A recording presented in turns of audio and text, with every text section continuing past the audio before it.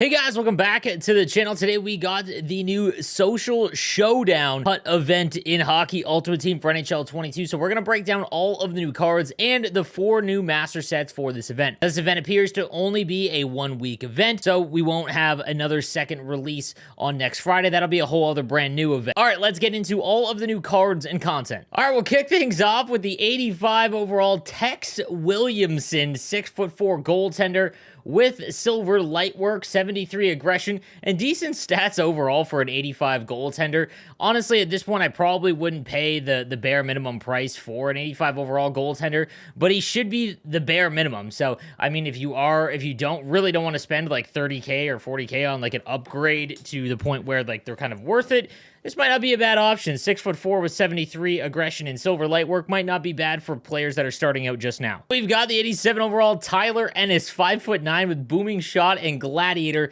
and elite edges. Always one of the more fun players. 90 speed, 91 acceleration, 96 agility. Obviously, you guys know what I'm going to say. He's extremely small, so it is going to be very, very tough to use him. However, if you get him for the bare minimum price, which is probably going to be about 25 to 30,000 coins, I guess it's not bad because there is 90 speed on him, 91 acceleration, and he does have silver elite edges, which means that he is going to be able to take advantage of that 96 agility.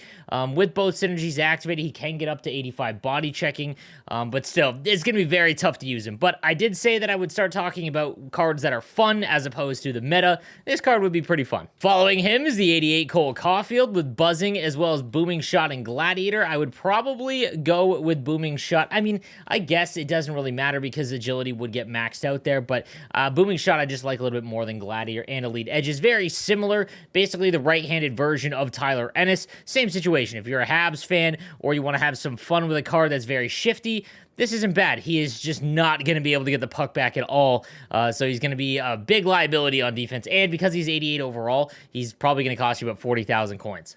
Zach Parise is up next, the 89 overall with workhorse as well as distributor, 90 speed, 90 acceleration. This is basically the left-handed winger version of Sidney Crosby. Just very, good across the board. Nothing special, though. Again, for 89 overall, there's much better left-handed winger cards you can get because, again, you're going to have to pay about 45,000 coins. So unless you're a Devils fan, probably not one I would try and grab. Anthony Mantha is up next, 6'5", left-handed winger with buzzing as well as light the lamp. Also has spark. You could go with that to get 91 acceleration with unstoppable force and snipe. Snipe, really, guys, I have not noticed at all. I've talked to my co-host Kesso as well. It's just very hard to quantify. I know this lights up a lot when you're just shooting with these cards. However, that is a visual bug.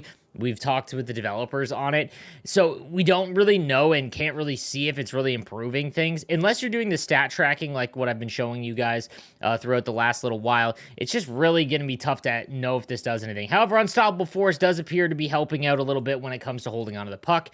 If you like the gigantic players like Rantanen, for example, Anthony Mantha is a very, very good card for you. He is a meta card in the sense that he can hold on to the puck forever. However, it takes a certain kind of player to want to use that. If you are someone who likes the speedy cards, this is just not going to be that. GOSTISBEHERE from the Philadelphia Flyers gets one with a booming shot and gladiator as well as bombarded. 90 speed, 90 acceleration, and off the rush.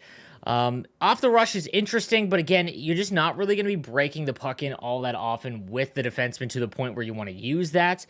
His shot is pretty nice, though. Defensively, he's okay. He should go for what the bare minimum price is. There's just a lot of left-handers around the 90 overall. Left-handed defensemen, I think, that give you a lot more options that are a little bit bigger, where it is obviously more important. However, if you get Gladiator and Booming Shot both activated, 90 body checking is not terrible. Kirby Dach gets a card from the Chicago Blackhawks with Gladiator, Booming Shot, and Buzzing. Wow, I'm starting to see a theme here. Does have close quarters. Close quarters has been really effective, something that I've noticed quite a bit lately. Does have 90 speed, 89 acceleration. If you are a holiday player, for example, this is a pretty good card. However, you can't really use him at center just because he doesn't have quick draw. Faceoffs are low for this stage of the game, and defensive awareness is only 90, which means you're going to have to put him on the wing more than likely, and that's just tough. There are other cards that are 91 around that are gigantic that you'd rather put on the wing. So probably a pass here, but again, close quarter does make him pretty useful. We've got Martin St. Louis, 5'8" with 92 overall, and does have spark as well as distributor. Could go workhorse as well. Elite edges and wheels, 95 speed, 95 acceleration. This one definitely falls under the fun category. And again, cool to see him get a nice card. I've had a really hard time using him, but he is going to feel really snappy when you make those cuts if you have elite edges activated. I would not go with gold wheels on this card. It's not going to give you a big enough bonus, but this should be pretty fun. Again, if you were trying to compete in like GWC or something like that, this probably is not going to help you at all. Then we've got Dougie Hamilton, the pretty big letdown in the abilities, because these are a lot of what the Superstar or the X Factor card has. I would have loved to see him get some defensive abilities, but nonetheless, 93 overall, 6'6" is valuable. Like, even without shutdown, guys, it is still very valuable. 90 speed, 91 acceleration. Any card that's above 6'4", essentially, that's above 90 speed, does have a lot of value, especially in the higher divisions. So if you are looking for a non-master set defenseman, this should come at a discount, because if people are looking for Dougie Hamilton cards, this is really no different than his X Factor. And again, you might be able to grab him for a little bit cheaper than what other cards are going for, but still a very, very good card. And then, lastly, we've got Fleury before we get into the Master Set players with Truculence and Close Quarters. This is the ultimate fun. This is the forward version of PK Subban, but to the 10th degree, as he's got Truculence, Close Quarters, two really good abilities, 96 speed, 97 acceleration, good shot, good hand stats, great body checking, everything. But he's 5'6". Like, I would love for anyone in the comment section to let me know how this card plays. This looks like it'll be a blast. I can't wait to see people absolutely demolish guys that are huge with Truculence. So, a really, really fun card. Moving on to the Master Set players, we've got Pavel Barber's selections in the 96, Elias Pettersson, Spark, Fly the Zone, as well as Distributor. Also has some other non-skating options, but for the most part, you want to go with those. 97 speed, 95 acceleration with Gold Schnipe. I've talked about how that really isn't all that effective. Same with Make It Snappy. Seeing Eye is good. It's not something that's make or break. Elite Edges is, and then Ankle Breaker is one of the worst. So while he doesn't really have a good mix of abilities, obviously he's got great statistics. Like, across the board, he's got amazing attributes. Here's the issue. Elias Pettersson cards always play much smaller than he is. He's 6'2", but he's only 176 pounds. He gets knocked off the puck an awful lot. But if you're a Canucks fan or you're a fan of Pettersson, obviously going to be a really fun card. Just not one. Don't get fooled by the fact that he's 6'2". Anytime I've used a Pettersson card, he just gets bumped off like he's Patrick Kane. So keep that in mind. However, if you do decide to grab him, you want to put him at center, you could lose Distributor and go with Thief, which would give him a good face-off rating. But I'd probably rather have Tomas Hertl from the last event than him, for example. So not a real great option in the total package. Then we've got Pavel Barber's other option in the 96 Linus OMARK with Gladiator, Buzzing, as well as Fly the Zone. And he has got elite edges, Make It Snappy, It's Tricky, Puck on a String, and Ankle Breaker. Again, Ankle Breaker, Puck on a String, and It's Tricky, even Make It Snappy, are some of the abilities that just don't really have that much of an ability. They don't add a lot of good, they don't add animations, for example. 96 speed, 96 acceleration, max everything else, but man, he's 5'10", so the cost to get him, just nowhere near what you're getting out. So this is a hard pass. Then we've got Nasher's selections for the Social Showdown, and obviously we were getting the Rick Nash card, and this is an awfully good card. So Spark, as well as Distributor, Workhorse, 3 skating synergies, with Gold Close Quarters, No Contest, Unstoppable Force, Big Rig, and Puck on a String. Puck on a String and Big Rig. Big Rig is only good if you are able to use the X to hold players off the puck, and that isn't really something that a lot of players do. But Unstoppable Force, No Contest, and Close Quarters are great. I have it on Primo, and you really notice it. 93 speed. People are going to say that's a little low for the end game. 95 acceleration. You have to take into account that he's 6'4" with 99 everything else. This is a great left-handed winger, guys. If you have and are good with Mikko Rantanen, this is almost a clone, only a little bit faster in terms of acceleration. definitely a card that I would invest in if you like the bigger players. You're not going to be sad at the end of the year because there is not a lot of great, huge left-handed defensemen in this game. A lot of the top-end players in the NHL, really, or in this game that you use on left-handed winger, they're actually rather small. I mean, you think back, we've got Kane. The only ones that are even McDavid, Duchesne, those guys are both around 6 feet. So this Rick Nash card, one, it's Rick Nash, and two, very, very good card. And then finally, we got the biggest addition from this event, and that is Nasher's second selection in the 6'5" PATRIK LAINE, a 96 overall with buzzing, booming shot, as well as spark, 93 speed, 94 acceleration at 6'5". This is a phenomenal card, especially for the players that are competing in the GWC. Tape to tape, I would activate, as well as Unstoppable Force. Again, Schneip, I'm not huge on, but if you think that it helps you, go ahead. 99, essentially everything. He's going to be great at getting the puck back as well as holding on to it. This is a phenomenal card, and again, like I said, if you are competing in the GWC or you're trying to build the most competitive team, this is a must-have in my opinion. So let's talk about making these guys. Again, it is going to be quite the investment to go up all the way to the max untradeable version if you are looking to make them. It is going to cost you $79 plus the 7 collectibles to actually make him. So you're looking at about 86 collectibles. Now, you still can make a lot of these sets if you'd use certain overalls, and you can make them at around 5,000 a piece if you don't have any cards to trade in. That's about 430K.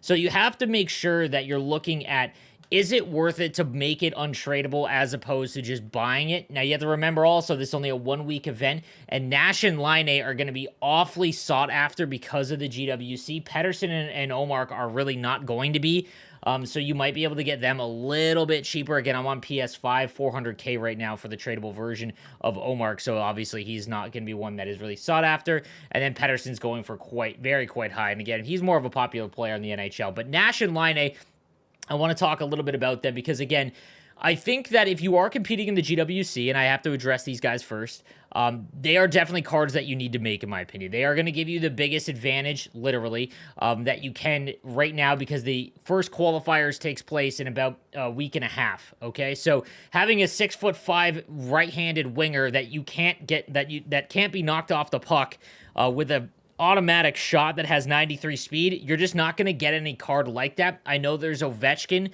but he's still slower. So, like I said, you want to make sure that you get this guy. Now, if you're not competing in the GWC, I honestly don't think there's a huge rush for these. LINE, again, is kind of a card that no matter what is going to be extremely good. The one thing I will say is there's more than likely going to get a team of the season LINE. He's having such a good second half that I could see him getting a team of the season card. Rick Nash, this is probably the best Rick Nash card we're going to get. So if you are a fan, you probably do want to make him. I don't see him getting another card, so I'm going to make this card regardless because I think, well, he's one of my favorite players from when I was a kid, and he's extremely good. Same situation. Like, if you like Mikko Rantanen or you like those bigger players, Rick Nash is obviously a card for you, but he is fast enough and has decent enough skating where he's not going to absolutely kill you in that aspect, and I love his abilities with close quarters as well as Unstoppable Force. So, again, I think these two are the options to make in this event. But we'll talk about that in the ranking video that comes out a little bit later. But yeah, I just want to mention that if you guys are competing in the GWC, I would definitely make LINE, and I would take a real long look at Rick Nash. Where I wouldn't make Rick Nash if you were a GWC competitor is if you already had, let's say, Team of the Year McDavid as well as Duchesne and maybe Larkin because they're so fast, you've got him on the wing, and you already had Rantanen because then he's probably going on the third line, maybe second line, and that's an awful big investment for a second line player. But LINE, he is right now, because it's been so long since a really good right-handed player has come out, he is definitely one that you want to make. In terms of the sets, guys, again, you want to go through and just do the simple math on this, okay? I'm going to show you guys how to do it, and I'll show you the cheapest one right now. There is no new sets for this event, so they're going to work exactly the same. I also have to say this is a brutal background because you're trying to read white text. It's absolutely god-awful, but hey, I don't make that. So let's take the 87, for example. What you want to do is just go to Auction House. You get 5 collectibles for these. And go ahead and start with something that ends up being 25 or dividing by 5,000. So like 25K is where I would start with the 85s, for example. And if you go up just a little bit, see where they kind of take their price jump. There's a lot at 26. So 26,000 divided by 5 is 5,200 per. That's a very good price. That's around 435,000 coins to make LINE or NASH if you want to, or again, OMARK or PETTERSSON if you want to. But don't go and spend more than like 6,000 coins at most. Because you can just, you know, make sure you do the math to find out which one is the best. And right now, 87s are roughly, so are 86s. So again, just do the math on those. So guys, quick little event there. Again, the 1-week Social Showdown event. Let me know what you think in the comments section down below, and I will see you guys next time. Have a good one.